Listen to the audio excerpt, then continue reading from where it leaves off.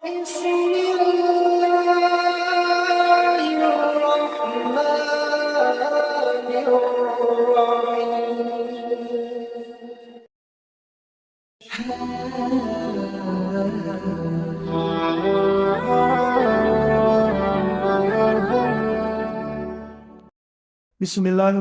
الرحيم. Bismillahirrahmanirrahim. Assalamualaikum warahmatullahi wabarakatuh.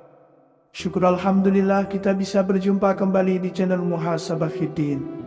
Semoga dengan perjumpaan kita ini dicatat sebagai amal ibadah dan diberkahi oleh Allah Subhanahu wa Ta'ala. Salawat dan salam selalu dan tetap tercurahkan kepada junjungan alam Nabi kita, Nabi mulia Nabi besar Muhammad sallallahu alaihi wasallam. Allahumma salli ala Sayyidina Muhammad wa ala ali Sayyidina Muhammad. Harapan dan doa saya kepada sahabat semua, saudara semua dimanapun berada yang sedang menonton video ini, semoga Allah Subhanahu wa Ta'ala senantiasa memberikan kesehatan, keafiatan, dipanjangkan umur, dimurahkan rezeki, dimudahkan segala urusan, dan tetap dalam lindungan Allah Subhanahu wa Ta'ala. Amin, Allahumma amin.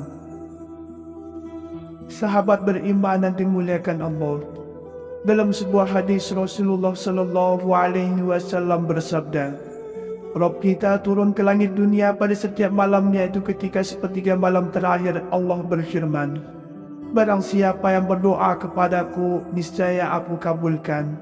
Barang siapa yang meminta kepadaku, niscaya aku penuhi.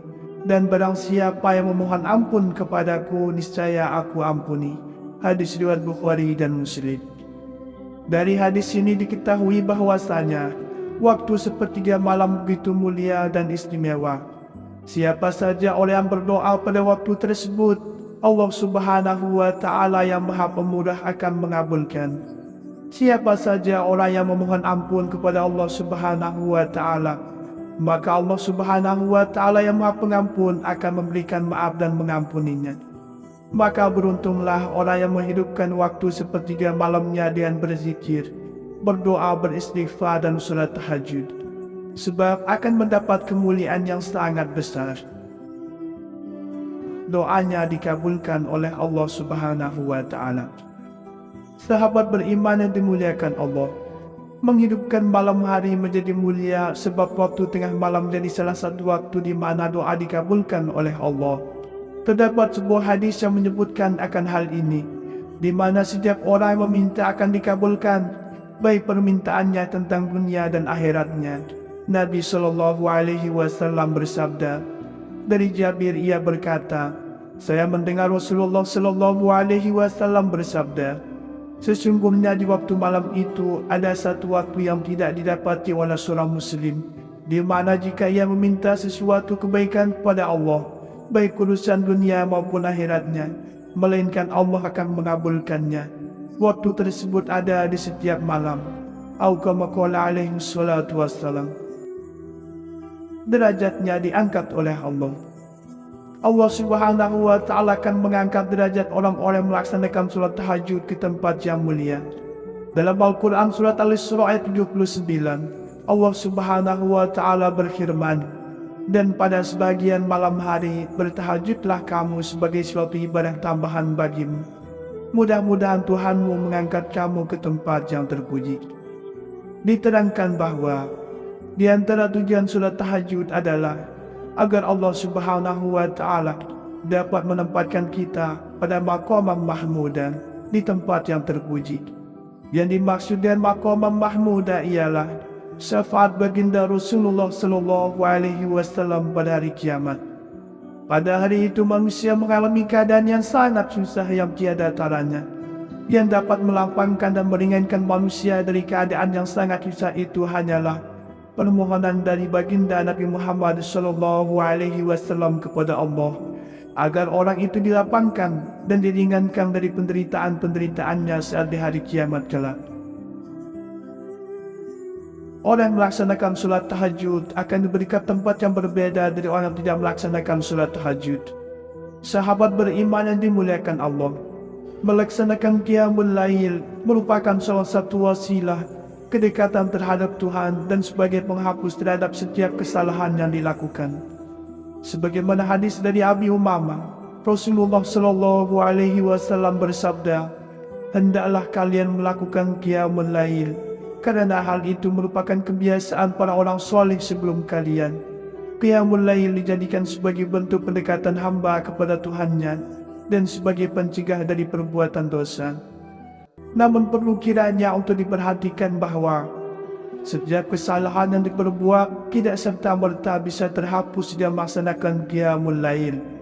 Kesalahan di sini bisa dibilang terhapus ketika berhubungan dengan Allah Subhanahu wa Ta'ala, tapi tidak dengan sesama manusia.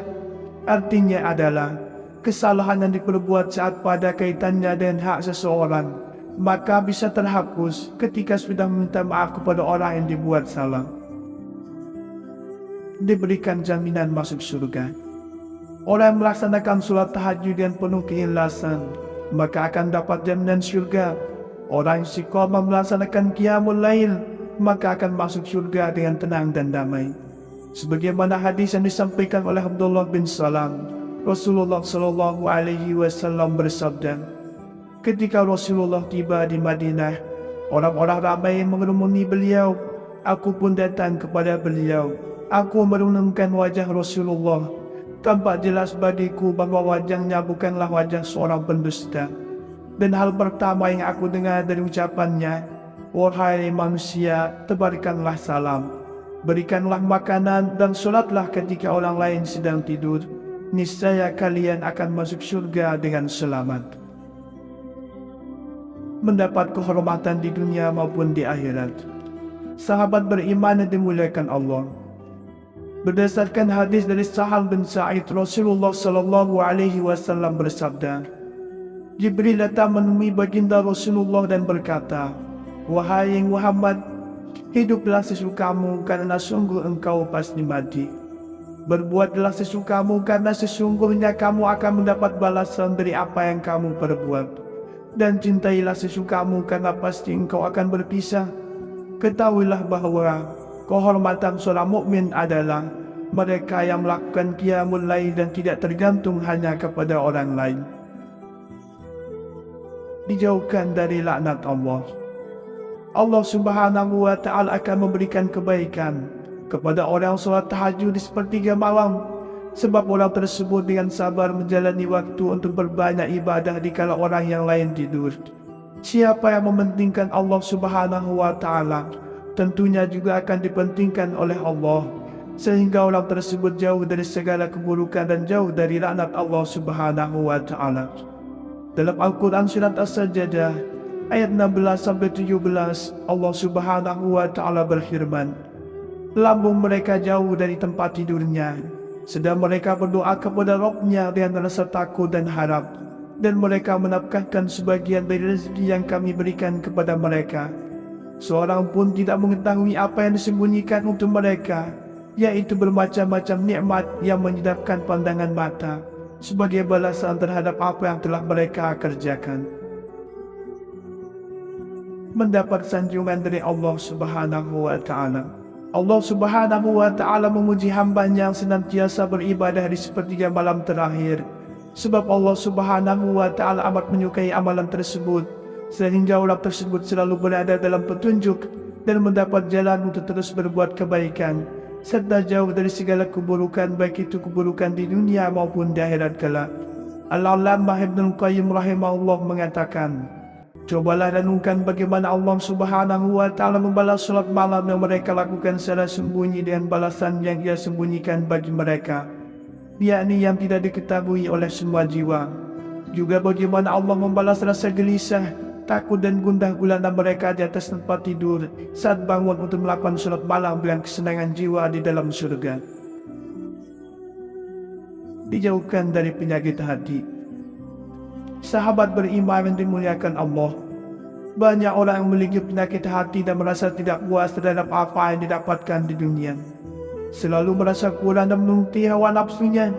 Hal itu terjadi karena orang tersebut kurang bersyukur kepada Allah dan sedikit sekali mendekat kepada Allah, sehingga hatinya mudah terbolak-balik oleh hawa nafsunya sendiri dan mudah diganggu oleh syaitan.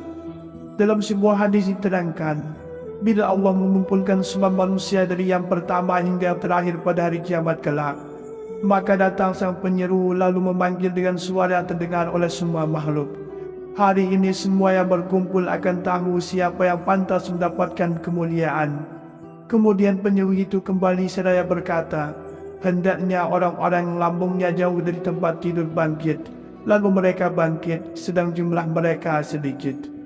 Sahabat beriman yang dimuliakan Allah Subhanahu wa Ta'ala, itulah di antara keutamaan serta keistimewaan yang Allah siapkan bagi hambanya yang menghidupkan waktu sepertiga malamnya dan berzikir, berdoa, solat tahajud dan ibadah lainnya. Semoga Allah Subhanahu wa Ta'ala senantiasa merahmati, meridhoi, mengampuni dosa-dosa kita. Wallahu a'lam. Wassalamualaikum warahmatullahi wabarakatuh.